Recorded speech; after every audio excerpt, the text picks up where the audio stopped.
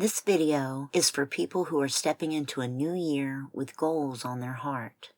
For the ones who are sitting down and making plans. For the ones who are hoping this year will be different. Some are excited, some are nervous. Some are quietly afraid that they've tried before and failed before. When people set goals at the beginning of a year, they're not just thinking about habits or schedules. They're thinking about their future. They're thinking about stability. They're thinking about whether effort will finally lead somewhere good. This is not about resolutions written lightly.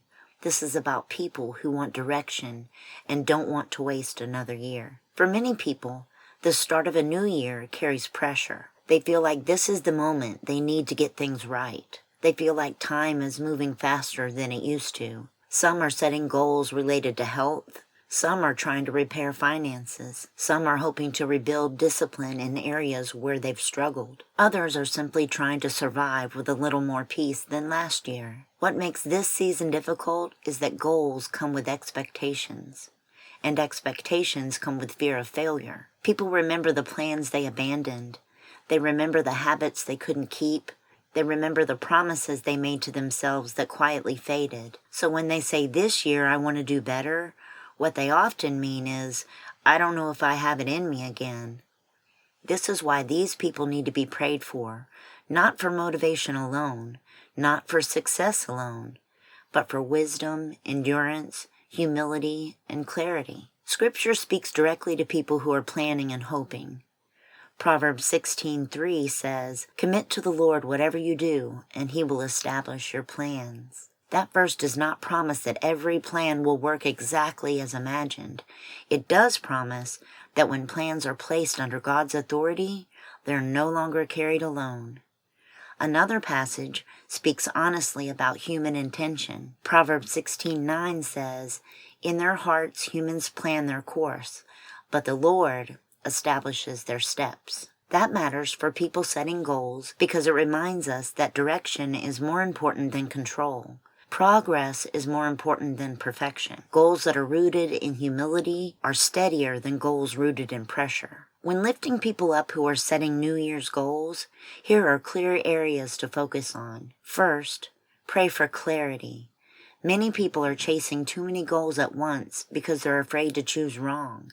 They need clarity about what truly matters right now, not what looks impressive. James 1:5 reminds us that God gives wisdom generously to those who ask. That wisdom helps people set goals that fit their season, not someone else's timeline. Second, lift up discipline without condemnation. Some people confuse discipline with self-punishment. They believe failure means they are weak or unworthy. Hebrews 12:11 speaks about discipline producing righteousness and peace, not shame. People need help learning consistency that builds them rather than breaks them. Third, pray for freedom from comparison. At the start of the year, comparison is loud. People see what others are accomplishing and quietly feel behind. Galatians 6:4 encourages each person to test their own work without comparing themselves to someone else. Goals grow healthier when comparison loses its voice. Fourth, pray for endurance when motivation fades. Motivation is strongest at the beginning and weakest in the middle. This is where many people quit. Galatians 6:9 speaks to those moments, reminding us not to grow weary in doing good because the harvest comes in due time. Fifth, lift up trust when plans change. Some goals will shift.